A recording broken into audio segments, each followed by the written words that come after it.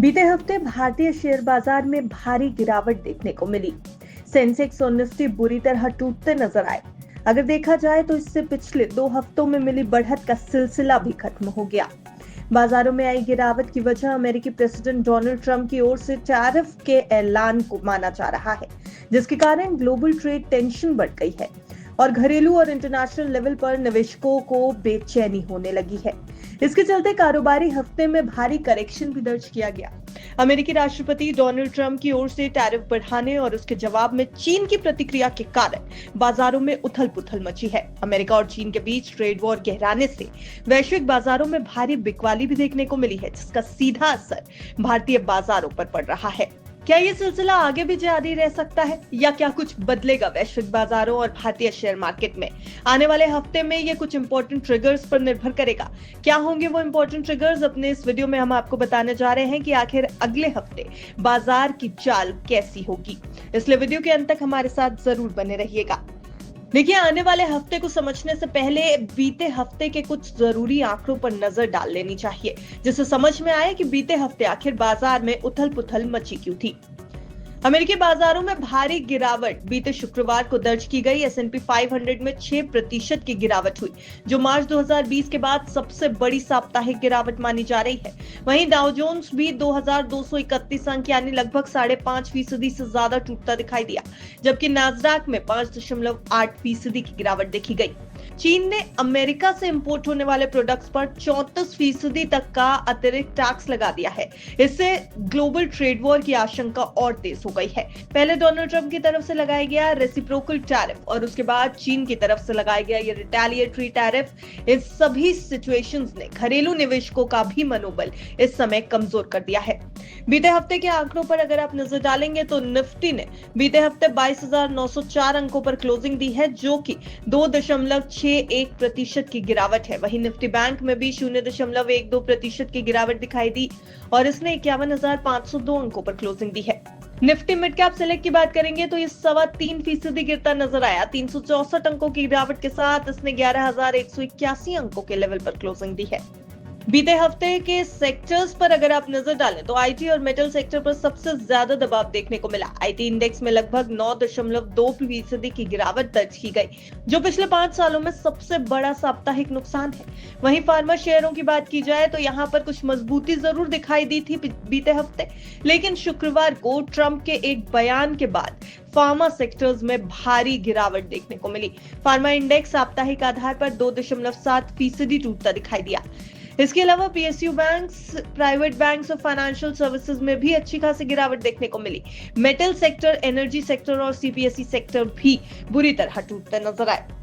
अब बात करते हैं थोड़े टेक्निकल इंडिकेटर्स की, जो आने वाले हफ्ते में बाजार की दशा और दिशा तय करने में मदद करेंगे। देखिए, निफ्टी ने अपने 21 दिन और 55 दिन के मूविंग एवरेज को तोड़ दिया है। फिलहाल तकनीकी संकेत कमजोर है और बाजार सेल ऑन राइज यानी हर उछाल पर बिकवाली की रणनीति को दर्शा रहा है। अगर एक्सपर्ट्स की माने तो निफ्टी के लिए इमीडिएट सपोर्ट 22,650 और अगला मजबूत सपोर्ट 22,300 के करीब है।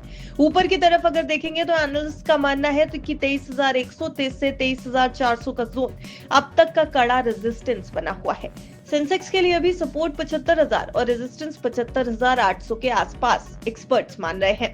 हालांकि जानकारों का कहना है कि बैंकिंग इंडेक्स ने बीते हफ्ते मजबूती दिखाई है। बैंक निफ्टी सपाट बंद हुआ है और ये 21 दिन और 55 दिन के ईएमए से ऊपर बना हुआ है, इसलिए इसका इमीडिएट सपोर्ट 50,600 पर है और रेजिस्टेंस 52,000 से 52,800 के बीच रहेगा। एक्सपर्ट्स की माने तो अगर ये स्तर डिसिसिवली पार होता है तो बैंकिंग स्टॉक्स में नई तेजी देखी जा सकती है।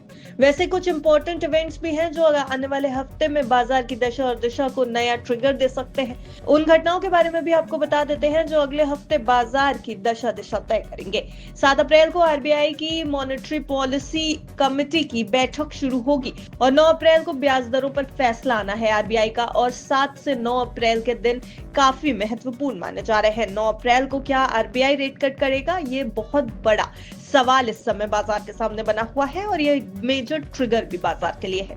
इसके अलावा अमेरिका से सीपीआई और बेरोजगारी से जुड़े आंकड़े 10 अप्रैल को आने हैं जो वैश्विक बाजारों को प्रभावित करेंगे। भारत की ओर से 11 अप्रैल को मार्च का सीपीआई और फरवरी का आईआईपी डेटा भी जारी होना है। साथ ही टीसीएस के Q4 के नतीजे 10 अप्रैल को आने वाले हैं, जिससे आईटी सेक्टर में स्टॉक स्पेसिफिक मूवमेंट देखने को मिल सकता है। बाजार के लिए कुछ पॉजिटिव ट्रिगर्स दिखाई दे रहे हैं अगले हफ्ते के लिए। देखिए, डॉलर के मुकाबले रुपए का मजबूत होना बेहद इंपॉर्टेंट और पॉजिटिव ट्रिगर है शेयर मार्केट के लिए। $1 का भाव इस समय 85 रुपए के करीब आ गया है। 6 महीने के ऊपरी स्तर पर इस समय रुपया पहुंच गया है। वहीं दूसरी तरफ कच्चा तेल भी 4 साल के निचले स्तर पर आ गया है।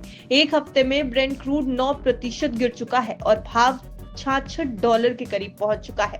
बाजार के लिए रुपए का बढ़ना और कच्चे तेल के दाम में हुई ये गिरावट दोनों ही बेहद इंपॉर्टेंट पॉजिटिव ट्रिगर्स माने जा रहे हैं और बाजार को ये मजबूती दे सकते हैं। हालांकि कुछ नेगेटिव ट्रिगर्स भी हैं जो बाजार पर हावी हो सकते हैं, जैसे कि ट्रम्प के टैरिफ से ग्लोबल मंदी का खतरा बढ़ चुका है। सभी बड़े इंस्टीट्यूशंस और ग्लोबल ब्रोकरेजेस ये कह रहे हैं कि रिसेशन ग्लोबल लेवल पर दस्तक दे रहा है, इसलिए ट्रम्प का टैरिफ एक बड़ा नेगेटिव ट्रिगर हो सकता है। वहीं मंदी के खतरे से अमेरिका बाजार बुरी तरीके से टूटे हुए हैं। अगले हफ्ते क्या बाजारों में थोड़ी रिकवरी देखने को मिलेगी, ये बड़ी बात होगी। चीन ने यूएस पर 34% अतिरिक्त काउंटर टैरिफ लगा दिया है और इससे ट्रेड वॉर की संभावना और ज्यादा बढ़ चुकी है। इस तरह अगर कुल मिलाकर देखा जाए तो कहा जा सकता है कि बाजार की चाल इस हफ्ते भी कमजोर बनी रह सकती है। हालांकि कुछ सेक्टर्स में एक्सपर्ट स्टॉक स्पेसिफिक मौके तलाशने की सलाह दे रहे हैं। ट्रेंड अब भी सेल ऑन राइज का बना हुआ है। जब तक निफ्टी 23,400 के ऊपर डिसाइसिवली बंद नहीं होता है, तब तक बाजार में स्थिरता की उम्मीद एक्सपर्ट्स को कम लग रही है। हालांकि ट्रेडर्स और निवेशकों को बाजार के जानकारों की यही सलाह है कि वो कॉशियस रुख अपनाएं। शेयर बाजार में अभी बड़े एक्सपोजर से बचें और जरूरी हो तो हेजिंग टूल्स का भी इस्तेमाल करें। तो पूरे हफ्ते बाजार में क्या कुछ हुआ और आने वाले हफ्ते के लिए बाजार का रुख कैसा हो सकता है, ये हमने आपको अपनी इस रिपोर्ट में बताया है, पर यह रिपोर्ट सिर्फ आपकी जानकारी के लिए तैयार की गई है। अगर आपको बाजार में कहीं भी निवेश करना है तो बिस्तक की आपको सलाह है कि आप अपने फाइनेंशियल एडवाइजर यानी निवेश सलाहकार की राय एक बार जरूर ले लें। Bureau report, बिस्तक।